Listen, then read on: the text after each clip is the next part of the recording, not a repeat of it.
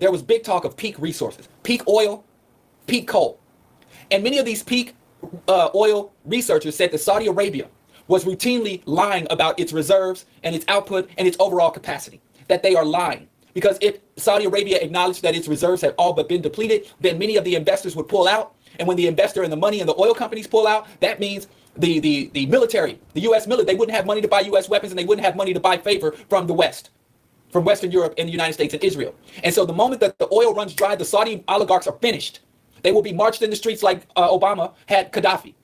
And they will be hung from the highest tree. It will be like the French Revolution. The guillotine will come out and all of the kings and queens and princes will be decapitated. And the Saudi oil family knows this better than anyone. So for more than a decade, it is reported that the Saudi family has been lying and distorting its output capacity. So if there is an attack on an oil field, and you know that the Saudis have been lying about their output, but now they're saying due to these drones attack that came out of nowhere. And let me tell you something else about Saudi Arabia, Jordan, Israel, about that region of the country. That region of the country has the most sophisticated monitoring systems in the world, including the United States. And due to Israel's imperialism, Zionist imperialism, and Zionist paranoia, that whole region, you are not flying a drone, you can't fly a kite. You cannot fly a kite in that region without it being marked.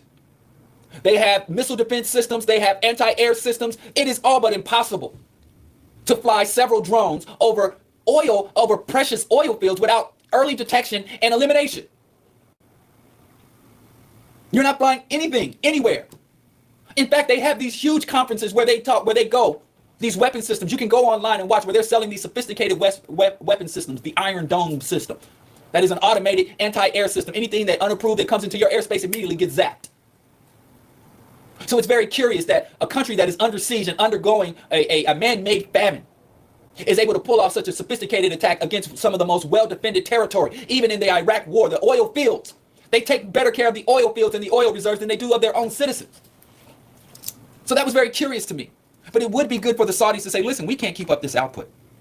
We don't have the reserves. We've been lying. We've been fudging the numbers. They've even been pumping ocean water into some of the wells to keep up the volume of the wells. So when they do their satellite and ground penetrating studies, they're saying, yeah, there's a large volume of liquid in here. And let's say it's oil. When it's ocean water, it's salt water. They've been doing a lot of dirty tricks. Everybody knows the Saudis are dirty. And so that would be a very convenient thing to say, well, because of these drones coming from famine-starved Yemen, because of these drones, we're going to have to fall back on oil output for a hot minute. And so for the little bit of oil we got left, we're going to inflate the price of it.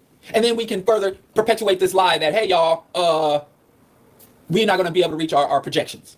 That's one thing. That's one thing that I'm thinking because, hey, look it up. It's an open secret that the Saudis and the oil fields of Saudi Arabia are drying up.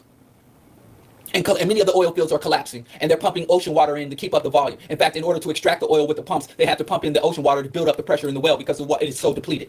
Because remember, now, even Trump, what did Trump come out and say? Well, Saudi reducing its output is fine because now the United States is an oil exploiting nation again. We've tapped our reserves, and now the United States oil companies are going to be able to generate profit. That's another thing. There's a lot of money being made. There's a whole ton of money to be made by the Saudi oligarchs and the major oil companies, the oil refiners, the oil shippers, the gas companies. Everybody's going to get paid off of this, big time. And whenever there's something happens in terms of a crime, the first thing a crime detective would say after stomping on the neck of the black man or killing the black man or whatever these cops do, after they do that and they actually have to investigate a crime, the first thing they ask is cui bono? Who profits? Who stands to gain from this crime? That's the first thing you have to determine. That's the first thing. So if you die, I die, anybody that ends up dead under suspicious circumstances, they're going to look, is there any insurance policies? Does this person have any property? Who's going to benefit immediately from this death? And even if it's your mama that benefits, they're going to look into her. They're going to put the magnifying glass on her. And they're not going to say she's guilty. What they're going to say is we just want to rule her out. We're going to rule out the people. So that's the first thing they start with because this is a materialist-oriented society. Because after they first say it's a crime of, if it ain't about money, then generally it's a crime of passion. Because most people that are murdered by people they know, people that are close to them. That's most homicides. The terrorist or the stranger in the alley, that's quite rare. But anyway, so look at who profits. Saudi Arabia, even though their land was bombed, they stand to profit because the capacity, the areas that weren't bombed, they'll have to pay more for what they get. They have to pay more for less, which is under capitalism, the most ideal situation. The United States, Trump already came out and said, well, the United States stands to profit. The only nations that are going to suffer from this are the oil importing nations. And screw them, right? So here's another thing on that. Now they're saying, Yemen, as far as I look at it, even though the Houthi rebels said, we did it, yeah, we bombed you, we got you back for all that you've done. Now, if I was a Houthi rebel and you were like, well, we got these drones that can bypass the Saudi Arabian air defense system, and we want to identify some targets. This is speculation. I'm no military man, but I would think you would want to bomb either military installations or try to take out some of the oligarchs. That's just my thought. Because bombing the oil is not really going to harm or stop anything. It would only cause a reorientation of the oil markets. So it would, if my interest as a Houthi rebel was to, now if I had the option to attack multiple targets, then I'd say, yeah, okay, we want to do some of the oil infrastructure. But if I only could do one thing, which is what they did, they only attacked one thing, and that was oil infrastructure. They attacked oil process, refinery, and pumping stations. Now, if I would say, well, they're not spraying oil on our country, they're dropping bombs, they're bombing our ports, and we can't import food, we can't even import UN aid. Our country is basically isolated. Even though we have a large coastline, all the ports where they can bring in resources to our people. So I want to find their drone bombing facilities. Where are they launching the drones? Where are they launching the fighter pilots that are bombing our coastline? And I would bomb their airports. I would bomb, I'm just saying speculatory. It really didn't make sense militarily for Yemen to target the oil infrastructure because they only knocked out less than half of the oil infrastructure, and which just drives Saudi Arabia to, like I said, even though they reduce their output, they're going to increase their income. So how did Yemen profit from this? Now, yeah, just, maybe just punch back. But generally, when you're dealing with military operations of that scale, they're not really interested in tit for tat. Real military thinkers say, hey, I don't need no symbolic tit for tat stuff. That's for politicians. Military people are not like politicians. They don't care to make a show. Like, hey, let's show them what we got. They don't need a spectacle. They need real material gains. They want to secure territory. They want to limit or harm the capacity of their enemy to attack. There's several things that military do, but just do something symbolically, that's just not how military men think. Like maybe the branch of military intelligence and espionage and all that, but that the hardened military actors, the warriors, they don't deal with that. That's a whole nother branch of the military.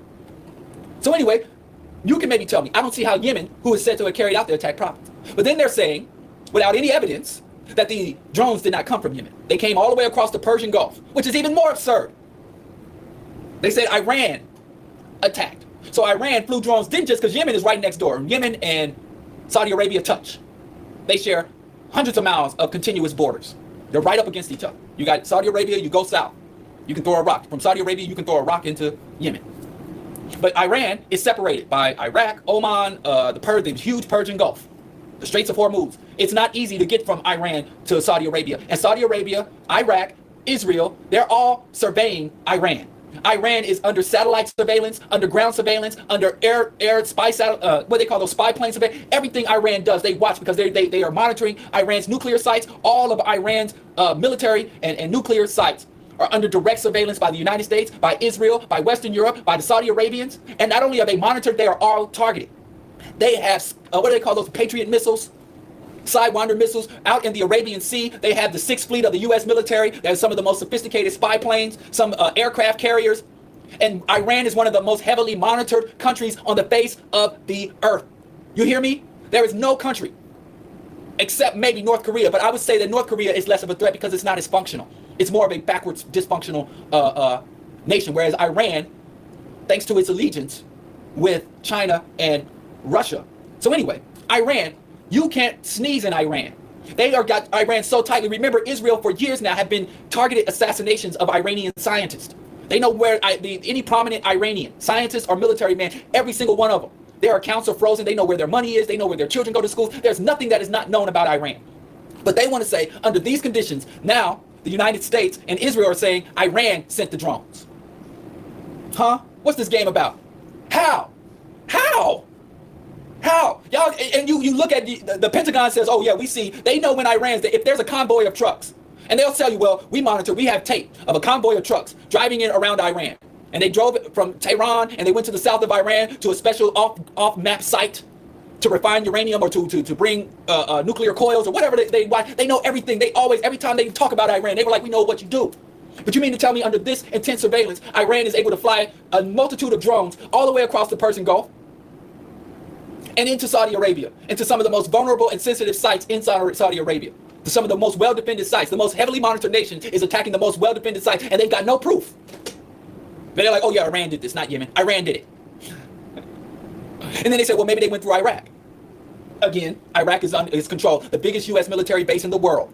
It's not in the United States. It's not in D.C. It's in Iraq. The Iraqi Green Zone is a giant military facility.